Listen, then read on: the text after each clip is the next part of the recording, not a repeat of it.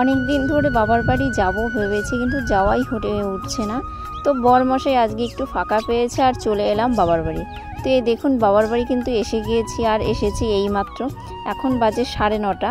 আসলে আমাদের বাড়ির থেকে আমার বাবার বাড়ি অনেকটা দূরত্ব, তাই আসতে অনেকটা সময় লেগে যায়। আর একটু যেহেতু পাশে মেলা ছিল, তো সেই জন্য আসতে আরও একটু লেট হয়ে গেছে। তো হ্যালো এভরিওয়ান, আপনারা সবাই কেমন আছেন? আশা করি যে যেখানেই আছেন খুবই ভালো আছেন, সুস্থ আছেন। আমিও আপনাদের আশীর্বাদ ভালোবাসায় খুবই ভালো আছি, সুস্থ আছি। তো গতকাল রাত্রেবেলা বাবার বাড়ি এসেছি, আজ সকালবেলা এখন বাজে 8:30। এখন আমি রেডি হচ্ছি বাড়ি যাওয়ার জন্য।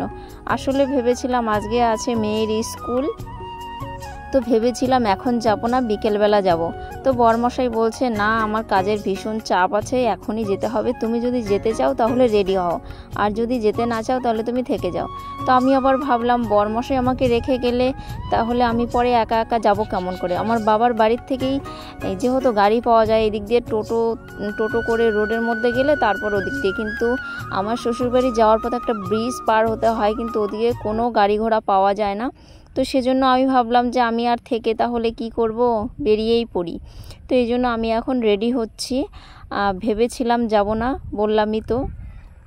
আর মাও এসে একটু হেল্প করছে, আর মেয়ে একটু ক্যামেরা করে দিচ্ছে। বললাম সোনামা একটু ক্যামেরা করে দাও না, তো করে দিচ্ছে। তো এই দেখুন আমি রেডি হয়ে গেছি, আর বিছানা টিছানা আমি কিছুই গোছাইনি, পরে ওগুলো মা গুছিয়ে নেবে। আসলে আমিও একটু দেরি করে উঠেছিলাম এই জন্যই। আর এই দেখুন আমার রেডি হওয়া কমপ্লিট, কিন্তু এখন আমাদের খাওয়া দাওয়া হয়নি, খাওয়া দাওয়া করে যাব।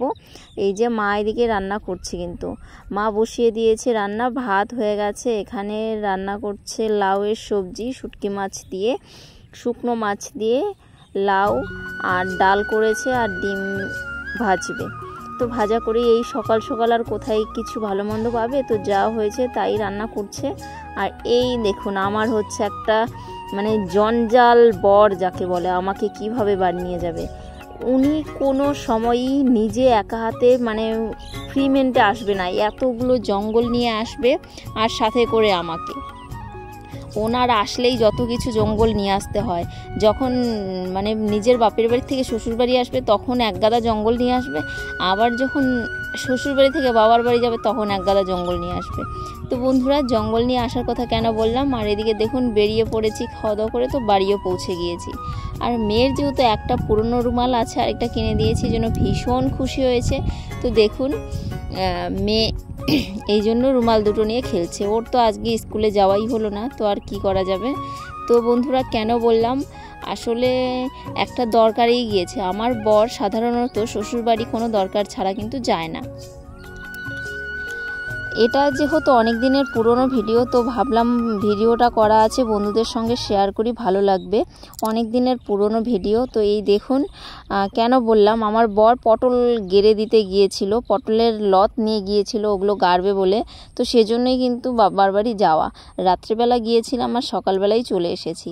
তো সকালবেলা এসে বাড়িতে সব কাজ টাজ একদম গুছিয়ে পরিপাটি করে এই যে বিকেলবেলা, মানে আমার ভাগ্যটা এতই ভালো, এসেই আমি মধ্যাহ্ন বাড়িতে এখন যাচ্ছি গুরু সেবার প্রসাদ খেতে। তো প্রসাদ খেতে কিন্তু খুবই ভালো লাগে বন্ধুরা। বাড়িতে জানি না রান্না করলে কেন এতটা ভালো লাগে না, কিন্তু কোনো পুজো অনুষ্ঠানে এত সুন্দর রান্না হয় কি বলবো, একদম তৃপ্তি করে খাওয়া যায়। তো সেই উদ্দেশ্যেই এখন বেরিয়ে পড়েছি প্রসাদ খেতে যাওয়ার জন্য। আর প্রসাদ খেতে বেরিয়েই দেখতেই পেলেন মেয়ে একদম ধপাস করে রাস্তার মধ্যে পড়ে গিয়ে একটু ব্যথা পেল। আর ব্যথা পেতে পেতে কান্না করতে করতে আমরা চলে এলাম এই যে প্রসাদ খেতে। প্রসাদ মানে যে বাড়িতে খাওয়ানো হচ্ছে সেই বাড়িতে চলে এলাম। কীর্তন শেষ হয়ে গেছে, তো এই জন্য চলে এলাম আমরাও প্রসাদ খেতে।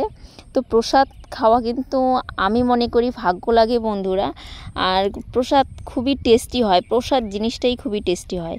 তো এই দেখুন এদিকে অনেকেই বারান্দায় বসে আছে, আর অনেকেই যারা কীর্তন করেছে তারা প্রসাদ খেতে বসে পড়েছে। তো বন্ধুরা প্লিজ আপনারা কেউ ভিডিওটি স্কিপ করবেন না, স্কিপ না করে পুরো ভিডিওটি দেখতে থাকুন, আশা করছি ভালো লাগবে।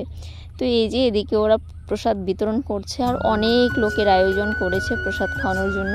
তো ওদিকে প্রসাদ খাওয়া ওনাদের হয়ে গেছে, এদিকে পরিষ্কার করে দিয়েছে, আমরাও কিন্তু বসে পড়েছি। আজকে প্রসাদে প্রথমে ফল প্রসাদ দিয়ে দিল, বাতাসা, বড়ই, আপেল, কলা বা অনেক কিছুই থাকে ফল প্রসাদে, তো সেগুলো দিয়ে দিল। তারপর দিয়ে দিল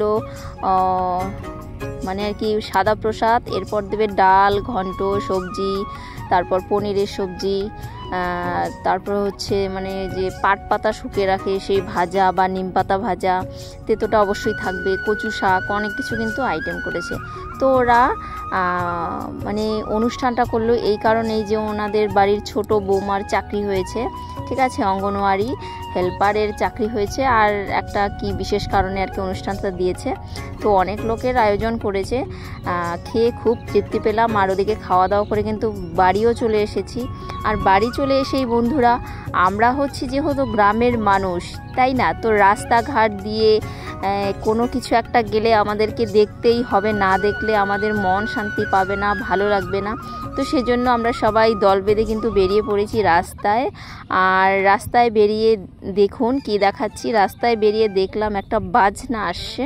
তো বাজনার শব্দ পেয়েই কিন্তু আমরা বাইরে বেরিয়েছি। তো এই যে বাজনাটা আসছে, আর বাজনার দেখতে আসা যেমন তেমন নাচ দেখতে আসি, যে কে কীরকম নাচছে, মানুষ দেখতে আসি, নাচ দেখতে আসি। তো এই যে এনারা এত তাড়াহুড়ো করে হাঁটছেন জন্য আমার শাশুড়ি মা বলছিল যে তোমরা এত তাড়াতাড়ি হেঁটে যাচ্ছ কেন, নাচছই না।